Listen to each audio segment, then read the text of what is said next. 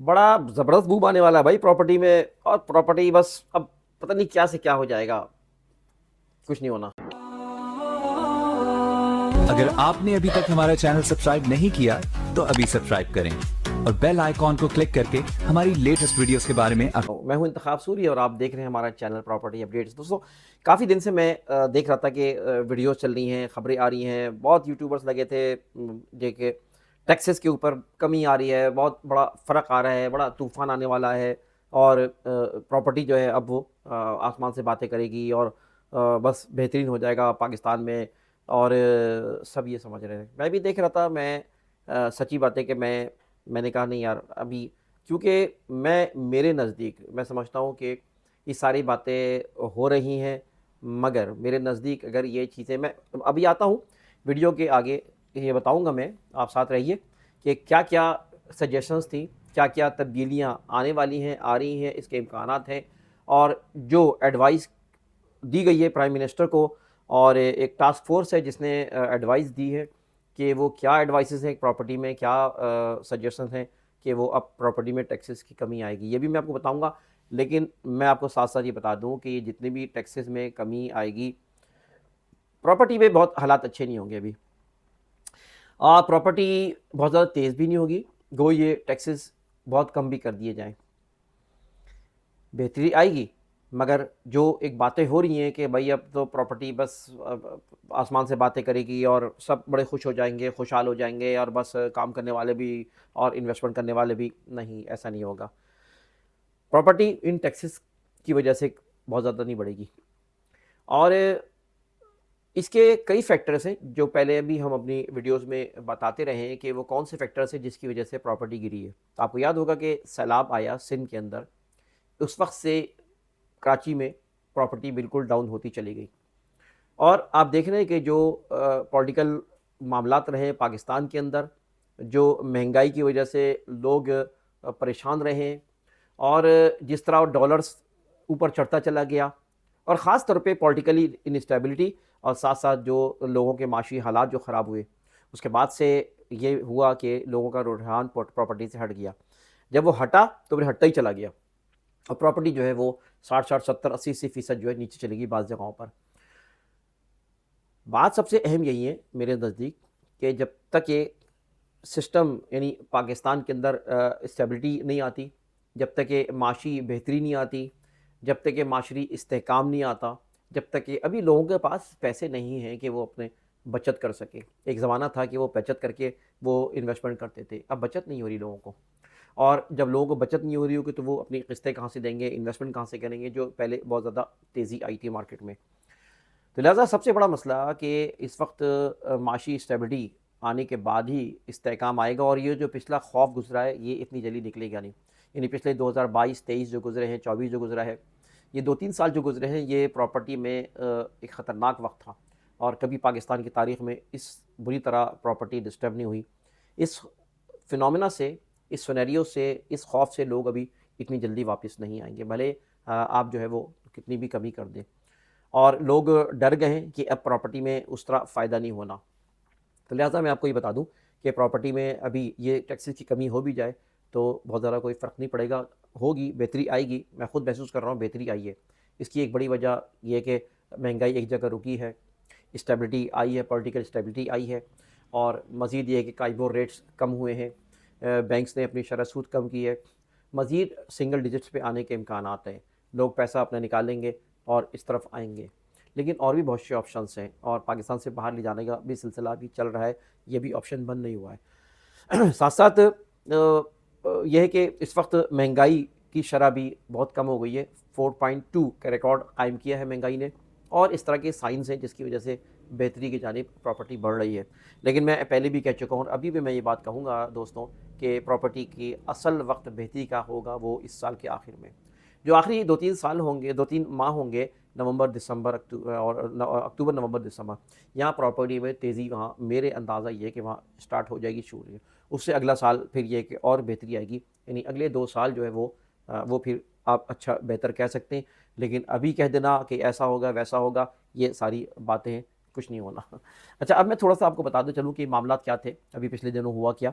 असल में पाकिस्तान अभी जो है पाकिस्तान में जो है वो वज़ीर-ए-आज़म ने इंटरेस्ट लिया और जब ये देखा कि प्रॉपर्टी की टैक्सेस की वजह से नुकसानात हुए, तो अब वो उन्होंने रिव्यू किया और फिर एक बाकायदा जो है उसकी एक मिनिस्ट्री ऑफ हाउसिंग ने अपनी एक रिपोर्ट सबमिट की, प्रपोज़ल सबमिट किए और उसके मुताबिक उन्होंने वज़ीर आज़म के ये एक एम कि एम्प्लॉयमेंट दी जाए, लोगों को रोज़गार दिया जाए। तो कंस्ट्रक्शन के ऊपर उन्होंने कुछ सहूलियात देने की कोशिश की। सहूलियात को लोगों ने कहा एक एमनेस्टी कह लें उसको कि उसकी वजह से ज़ाहिर है कि ये फ़र्क पड़ेगा क्योंकि कंस्ट्रक्शन एक बहुत बड़ी फ़ील्ड है और उससे कई इंडस्ट्रीज़ वाबस्ता भी हैं और लोगों को रोज़गार भी वाबस्ता है। लिहाजा प्राइम मिनिस्टर के इस एम के मुताबिक उस मिनिस्ट्री ऑफ हाउसिंग ने ये सजेस्ट किया, अपनी रिपोर्ट सबमिट की, प्रपोज़ल सबमिट की जिसमें टैक्सेस की कमी के निशानदही की। मगर अफ़सोस की बात ये कि हुआ ये कि अभी ये मामला चल ही रहा था और एक आध किसी जो प्रपोज़ल थी उसके ऊपर तो शायद इम्पोज़ कर दिया गया है, लेकिन ओवरऑल सारे वो मामलात जो चल रहे थे जिसके ऊपर खुशखबरियाँ यूट्यूबर सुना रहे थे, टीवी वाले सुना रहे थे वो खुशखबरियाँ और बड़े-बड़े जो है वो यानी कि वीडियोज़ बन रही थी और ख़बरें आ रही थी। वो सारी जो है धरी की धरी उस वक़्त रह गई जब प्राइम मिनिस्टर ने पाकिस्तान बिज़नेस काउंसिल की इस बात पर कि इस सहूलत को ना दिया जाए।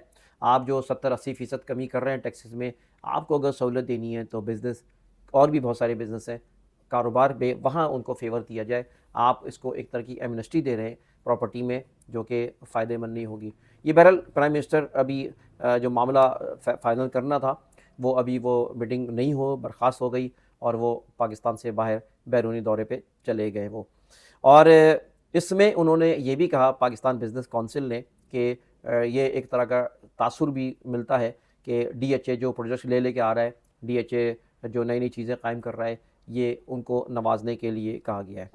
तो इस तरह ये दौरा ये इजलास मुलतवी हो गया और एक मामला खटाई में पड़ गया है कि क्या चीज़ें होंगी, क्या चीज़ें नहीं होंगी, अभी कुछ नहीं कह सकते। लेकिन कुछ चीज़ें जो प्रपोज़ल थी वो मैं आपको बता दूँ और उसमें क्या चीज़ होगी ये हो गई है, ये मैं भी आपको बता दूँ।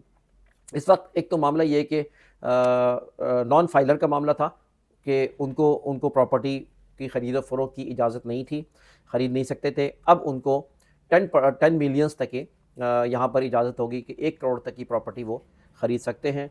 ये वाहिद मामला है जिसको अभी फाइनलाइज़ कर लिया गया है और एक्सेप्ट कर लिया गया है 236C।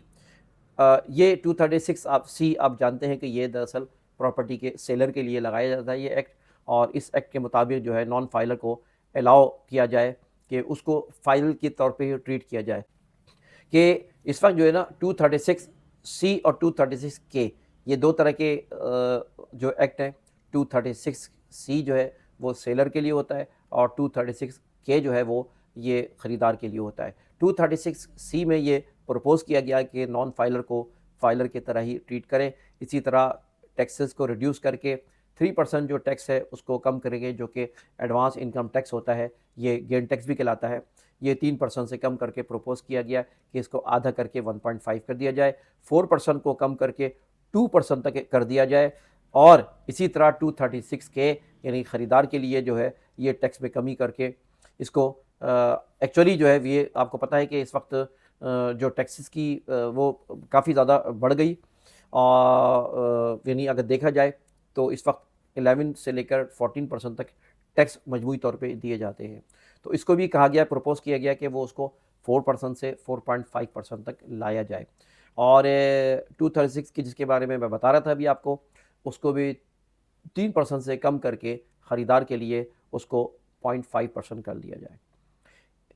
इसी तरह एक और बड़ी अहम चीज़ फेडरल एक्साइज़ ड्यूटी लगाई गई थी, फेडरल FED और ये वैसे भी नाजायज़ थी क्योंकि ये इस्लामाबाद में लग सकती है लेकिन बाकी सूबों में ये अप्लाई नहीं हो सकती, लेकिन फिर भी इसको अप्लाई किया गया तो इसके भी ख़ात्मे की बात की गई है। तो ये सारे मामलात थे जिसकी वजह से महसूस ये किया गया कि प्रॉपर्टी अब वो बूम करेगी, बूम हो जाएगा, आ जाएगा प्रॉपर्टी में और प्रॉपर्टी में काफ़ी तेज़ी आ जाएगी। लेकिन अभी ये मामला सारे रुके हुए हैं और आगने वाले वक्त में हम आपको बताएंगे कि क्या चीज़ फाइनलाइज़ हुई है, क्या चीज़ फाइनल होने वाली है। 5 करोड़ की तक भी जो है ये बात है कि प्रपोज़ल थी कि 5 करोड़ की प्रॉपर्टी भी उसको भी पूछगछ के मामले से बाहर रखा जाए और उसको भी नॉन फाइलर की तरह ट्रीट किया जाए। बहरहाल ये सारे मामलात हैं, आगे देखें क्या होता है, किस तरह होता है, लेकिन फिर मैं वही बात करूँगा आखिर में कि अभी ये आप किसी उम्मीद में ना रखें। और मैं इसलिए बता रहा हूँ ये बात कि बहुत सी जगहों पे एकदम से आर्टिफिशियल रेट्स बढ़ गए। बहरिया में रेट्स बढ़ा दिए गए आर्टिफिशियल, और डीएचए में रेट्स बढ़ना शुरू हो गए। तो बहुत से ऐसे मकामात पे जहाँ पे पहले भी जो है वो एक इन्वेस्टर्स का खेल होता है और डीलर्स उसमें शामिल होते हैं और वो आपस में ही और कुछ इस तरह की एक आर्टिफिशियल मार्केट क्रिएट कर लेते हैं और मालूम चला प्लॉट्स की कीमतें और दीगर जगहों की कीमतें बढ़ जाती हैं। लेकिन एक्चुअल जो है ना ये जो है वो रियल मार्केट नहीं होती है। और ये हो सकता है कि अभी जो रेट्स बढ़े वो वापस नीचे आ जाएँ। तो दोस्तों से गुजारिश है कि अभी देखकर सोच के आप ऐसी जगहों पे इन्वेस्टमेंट करें जहाँ मार्केट बहुत ज़्यादा ना करें, जहाँ पे मार्केट बहुत डिस्टर्ब हो गई थी। और अभी अगर वो रेट्स बढ़ गए तो ये कोई रियल मार्केट नहीं है। बहरहाल देखें आगे क्या होता है। अल्लाह ताला पाकिस्तान पे रहम करे, बेहतर करे। रमज़ान की आमद है। हम सबको इस बात की दुआ करनी चाहिए कि रमज़ान की हमें बेहतर से बेहतर परफॉर्म करने के लिए रमज़ान के इबादत और अपने अमाल बहुत अच्छे अंदाज में गुजारना चाहिए और ये सोच के गुजारना चाहिए कि रमज़ान शायद ये आखिरी रमज़ान है। इंतखाब सूरी को इजाज़त दीजिए। वीडियो को लाइक करें, कमेंट करें, चैनल को सब्सक्राइब करें। इजाज़त दीजिए। अल्लाह हाफ़िज़।